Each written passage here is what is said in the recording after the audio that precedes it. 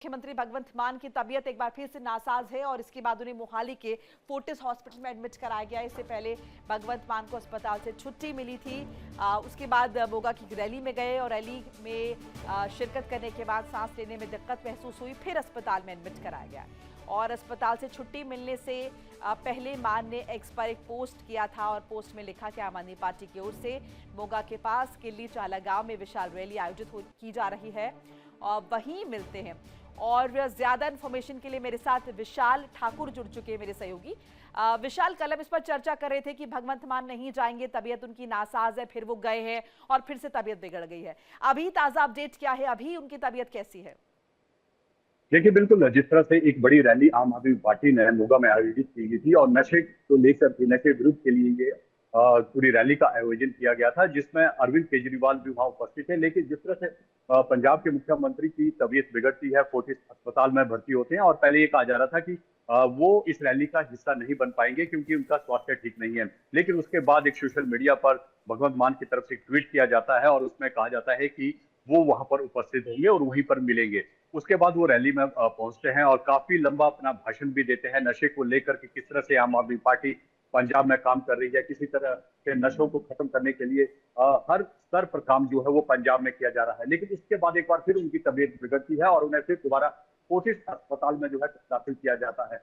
अब जो medical bulletin है वो आना बाकी है कि आखिरकार क्या वजह है कि वो बार बार बीमार हो रहे हैं, क्योंकि पिछली बार जब मेडिकल बुलेटिन आया था उसमें साफ तौर पर कहा गया था कि जितने भी रिपोर्ट्स आई हैं भगवंत मान की वो सारी ठीक है और जल्दी ही वो उनके अस्पताल से छुट्टी कर दी जाएगी। लेकिन जिस तरह से वो रैली में पहुंचते हैं और उसके बाद फिर तबीयत बिगड़ती है, तो अब देखना होगा कि जब मेडिकल बुलेटिन अस्पताल की ओर से दिया जाता है तो क्या कुछ उसमें निकल कर आता है। अच्छा विशाल, उनके अगर हम परिवार वालों की बात करें, नजदीकी लोगों की बात करें, तो क्या उनकी तरफ से कोई अभी तक रिएक्शन आया है?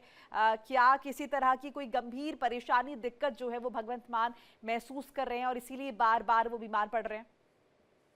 देखिए, अभी तक इस तरह का कोई बुलेटिन मेडिकल बुलेटिन अस्पताल की ओर से जारी नहीं किया गया है और पिछली बार जो मेडिकल बुलेटिन दिया गया था तो उसमें साफ तौर पर कहा गया था कि जो रिपोर्ट्स जो उनके चेकअप हुए हैं वो सारी रिपोर्ट्स ठीक है और जल्द ही वो अस्पताल से उन्हें छुट्टी कर दी जाएगी। लेकिन जिस तरह से वो रैली में पहुंचते हैं फिर अस्पताल आते हैं तो कहीं ना कहीं अब एक बार फिर उनके सारे मेडिकल चेकअप किए जाएंगे और उसके बाद जब मेडिकल बुलेटिन आएगा तो उसमें देखना होगा कि आखिरकार क्या वजह है कि वो बार बार अस्पताल में। और विशाल, कहीं ना कहीं एक संदेश देने की कोशिश भी शायद उनकी तरफ से, क्योंकि तबीयत नासाज थी और फिर वो एक्स पर पोस्ट करते हैं और ये बताते हैं कि मैं रैली में शरीक होने जा रहा हूं, तो ये बताने की कोशिश भी आम लोगों को कि नशे के विरुद्ध जो मुहिम चला रही है आम आदमी पार्टी की गवर्नमेंट सरकार, वो कितना ज्यादा सजग है, इसे लेकर गंभीर है, नशे को उखाड़ फेंकने की दिशा में कदम उठाने के लिए कितना ज्यादा संजीदा है।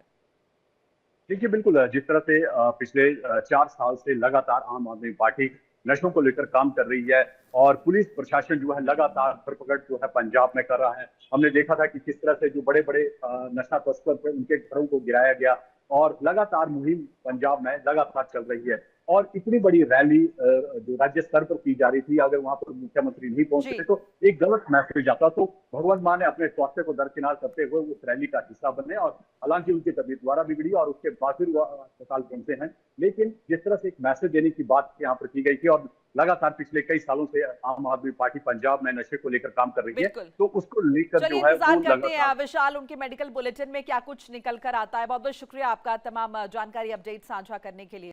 देखिए इंडिया डेली 24/7 अब आपके स्मार्ट टीवी पर। इंडिया डेली मौजूद है सभी डिजिटल प्लेटफॉर्म पर लाइव और लगातार। इंडिया डेली 24/7 हर दिन राष्ट्र को समर्पित।